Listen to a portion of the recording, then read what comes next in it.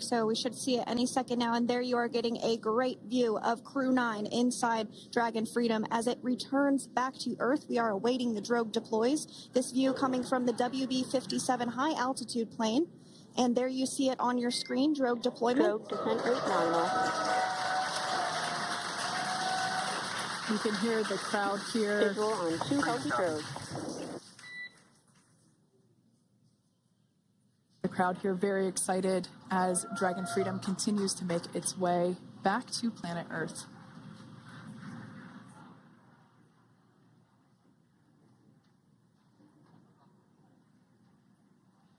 Next up, we'll stand by for the main deployment of the parachutes. The mains are quite a bit larger. You'll be able to notice the difference on your screen once they deploy, and they continue to ensure that the Dragon spacecraft slows down even further. As we mentioned, Freedom will be traveling 16 miles per hour when it splashes down off the coast of Tallahassee, Florida, here at 2:57 p.m. Pacific time this afternoon. And there we go. We have visual on 4 healthy mains. That view was from inside. Freedom copy. That view was from inside one of the buckets where the parachutes are located. So we see a great view there of the reefing on those parachutes. And as those main parachutes begin to inflate fully, 4 beautiful, healthy mains. Now awaiting visuals of splashdown. Freedom. We'll start to hear Commander Nick Hague. Copy 1000. As we heard right there, Commander Nick Hague will be calling out the altitude of the Dragon capsule from here on out. Landing in water is simpler and provides more margin against unlikely parachute issues. You can see those parachutes continuing to slow the Dragon capsule down. And if you're just joining us, you're looking at 800 meters. A live view of Crew 9. Just minutes away from splashing down off the coast of Tallahassee, Florida. Splashdown 2 minutes from now at 2:57 p.m. Pacific. We do have 4 healthy mains really doing the job there. Just breathtaking views of a calm, glass-like ocean off the coast of Tallahassee, Florida. Crew 9 just minutes away from splashing down. This is really such an incredible shot. Copy 600. That was a live view from our recovery vessel, Megan, which is stationed a couple miles away from the splashdown site. We can see the crew there using their restraints as resting places for their arms. They were just in space moments ago, so their arms were able to float freely. 400 meters.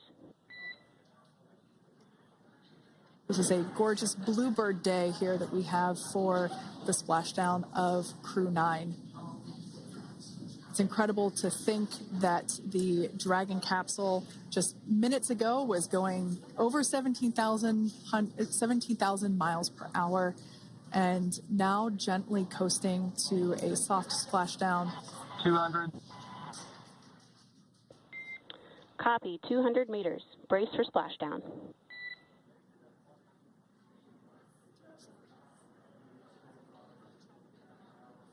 As you can see there on your screen, continuing to monitor progress of the Dragon spacecraft. And we're going to stand by for splashdown located in the Gulf of America off the coast of Tallahassee, Florida.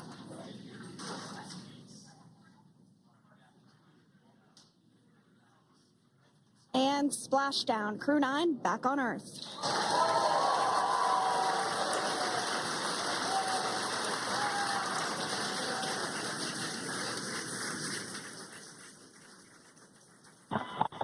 SpaceX Freedom, splashdown.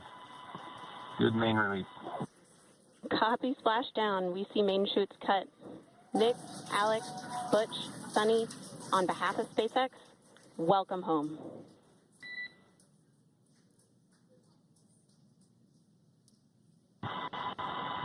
It is an amazing, what a ride. I see a capsule full of grams ear to ear.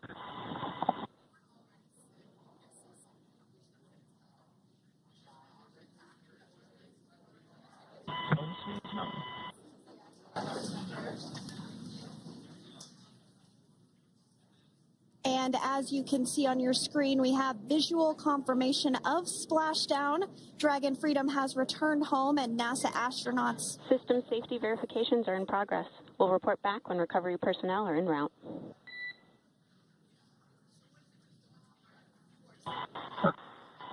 Understand. And, we're in section 2, 4.800 landing response. And looking for your word on this is necessary.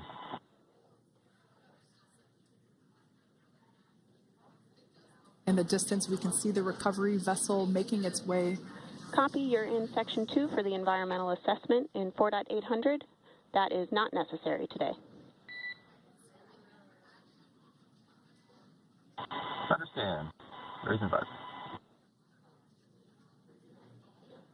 So we will continue to have communications between the Corps and Nick Hague, the commander of Crew Dragon Freedom, which just splashed down 2 minutes ago off the coast of Tallahassee, Florida.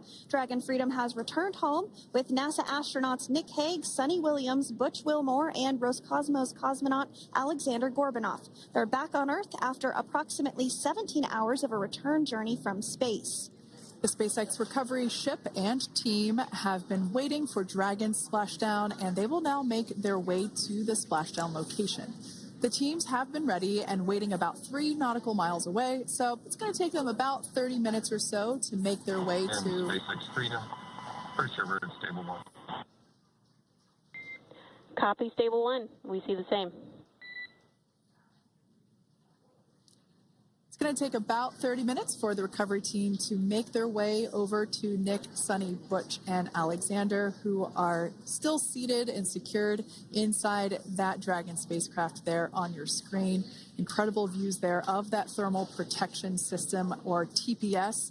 That Dragon capsule was pristine, white color before it departed the station, and we can see how the reentry phase, the thermal protection system did its job.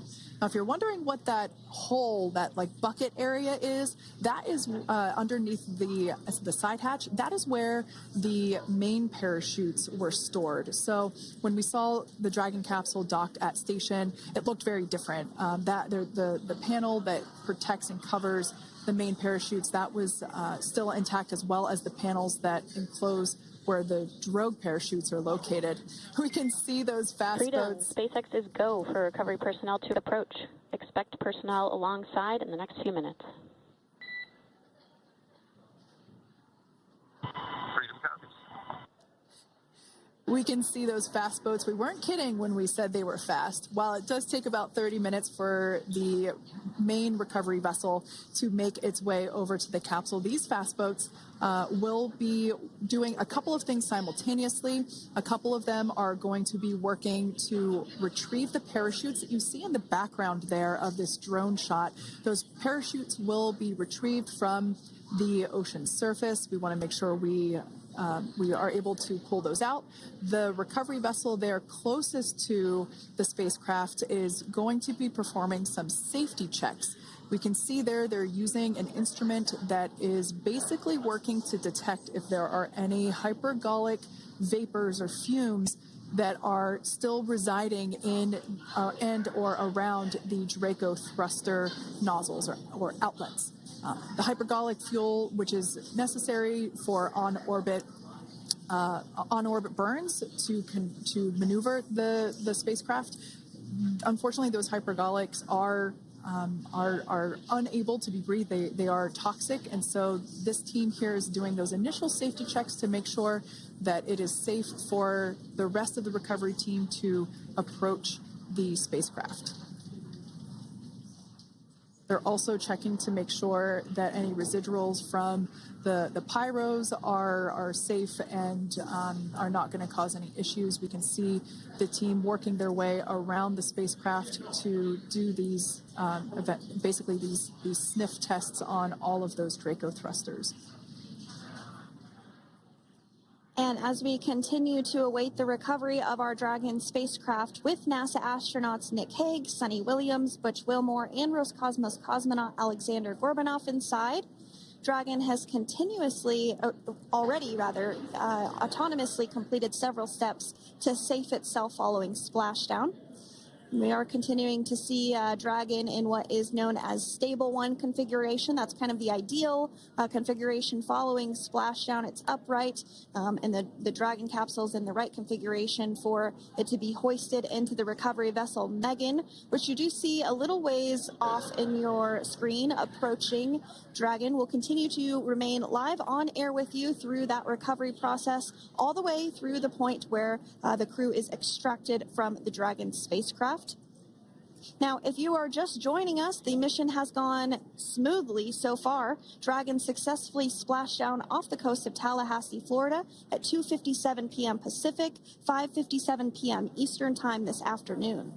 Approximately 17 hours prior to splashdown, Dragon autonomously undocked from the International Space Station, completed a series of departure burns, jettisoned its trunk section, and performed its final burn, the deorbit burn. This placed the Dragon spacecraft on a trajectory toward Tallahassee, Florida. Dragon successfully re-entered the Earth's atmosphere, followed by deployment of its parachutes to slow the spacecraft down to a gentle splashdown. We're now going to follow the Freedom. Hypergol sweeps and unfired ordnance checks are nominal. Rigging is in progress. Approximately 25 minutes until capsule lift. Stand by for PMC with SpaceX flight surgeon.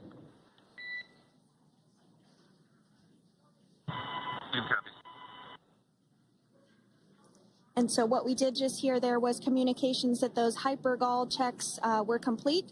They didn't find any of that upon those checks, so we'll continue to move through the timeline. Next up is a process called rigging, which you see happening right now on your screen. This is when a SpaceX recovery personnel actually works to climb aboard the capsule and work through procedures ahead of lifting onto the nest of the recovery vessel Megan. We heard it's going to be about 25 minutes or so until that lift actually takes place.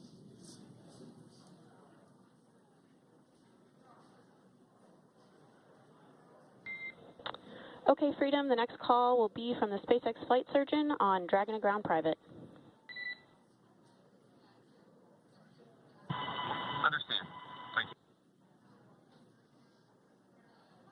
callouts there indicating that the crew will have the opportunity to do a quick check-in with the SpaceX flight surgeon. This is standard procedure for every Dragon spacecraft when it returns to Earth. It's just an initial check-in, make sure everybody is doing okay. They will also have another check-in with the flight surgeon once they are on board that recovery vessel that you see there in the background.